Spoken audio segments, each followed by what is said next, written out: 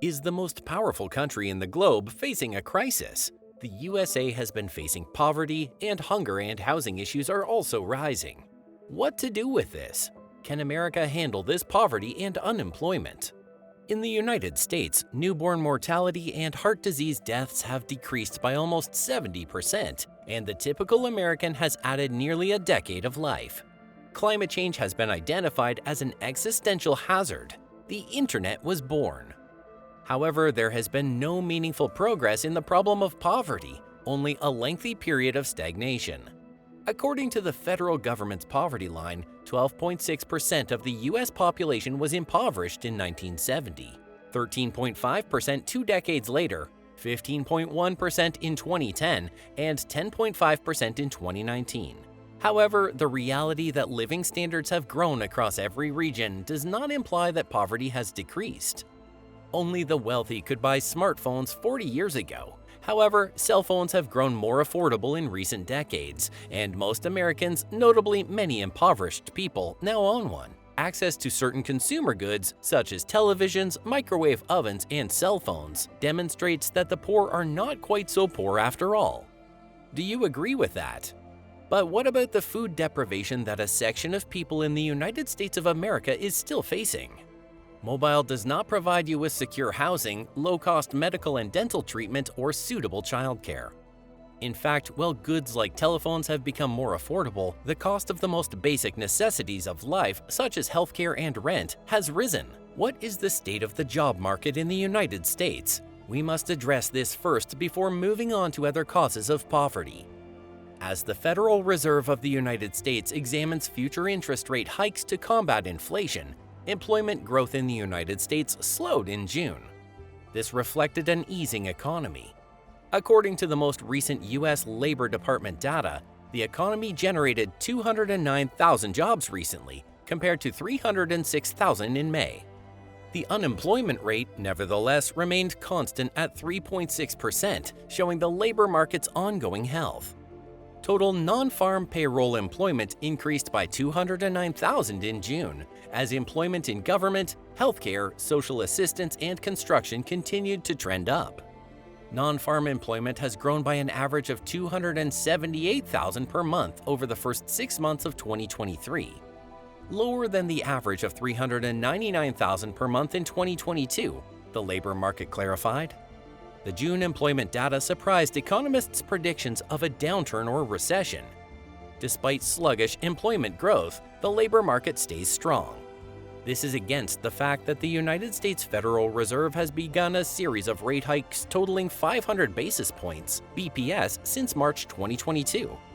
This was with the goal to increase liquidity and slow the economy in an attempt to control inflation. This was the fastest monetary policy tightening in over 4 decades. Economists projected a rise in payrolls of 225,000 people. According to a study by experts, the volume of new jobs added in June fell short of the average anticipation of 240,000. According to the U.S. Labor Department, unemployment rates improved significantly among minority workers, notably Black workers, who have been out of work for several months. Women, on the other hand, had a solid month, with prime age involvement reaching an all-time high. There appear to be deeper economic forces at work, ones that may have to do with the way the American poor are frequently exploited. The major reason for our halted progress on poverty reduction is that we have not addressed the persistent abuse of the poor in the labor, housing, and financial sectors. As a theory of poverty, exploitation evokes a confusing response, leading us to believe both yes and no at the same time. The term bears a moral connotation, although social scientists have a pretty objective technique of measuring exploitation. We experience labor exploitation when we receive inadequate wages relative to the significance of what we produce, and consumer exploitation when we are overcharged relative to the worth of the product we purchase. Because labor rules frequently fail to safeguard undocumented workers in practice. More than a third are paid less than the minimum wage, and over 85% are not given overtime. The majority of us who are U.S. citizens or have passed through official checkpoints would refuse to labor for these wages. We are not required to. Undocumented workers determine the conditions of their agreement if they come here as adults. However, the fact that desperate people tolerate and even seek out exploitative situations does not make them any less exploitative. Exploitation can sometimes be the best terrible option. Imagine how many employers are currently taking advantage of American employees. The US has some of the lowest wages in the industrialized world.